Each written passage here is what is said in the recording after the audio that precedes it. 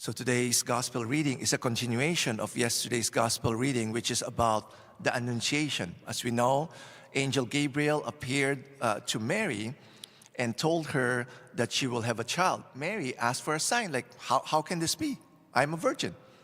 The Angel Gabriel told her that the Holy Spirit will come on you and God's power will rest upon you. And what happened there is that it says, Mary set out and went with haste. Okay, she didn't dilly-dally. Okay, I'm sure she was kind of tempted. Oh, just rest. You know, you're pregnant now. You know, if you're going to go travel, it's going to be dangerous. You're going to put your baby in danger. Just rest here. But no, she followed the inspiration of the Holy Spirit to go to visit her cousin Elizabeth. And because of that, she was full of power of the Holy Spirit. Now, this is parallel to what happened to Jesus. Jesus, when he was baptized in the Jordan by John the Baptist, the Holy Spirit descended upon Jesus, right? Luke chapter 4, verse 1, it says there that Jesus was filled by the Holy Spirit. And then he was led to the desert.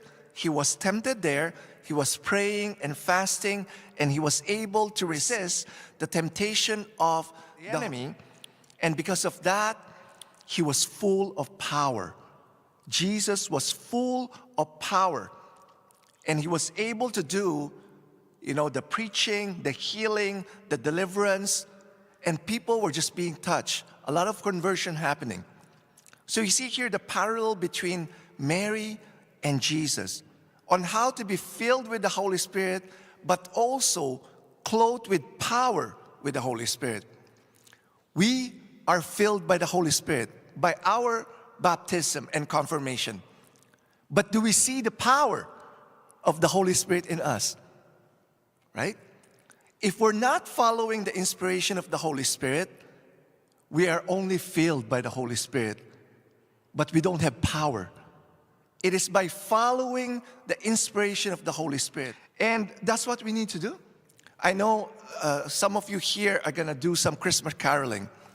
You're going to be visiting houses here.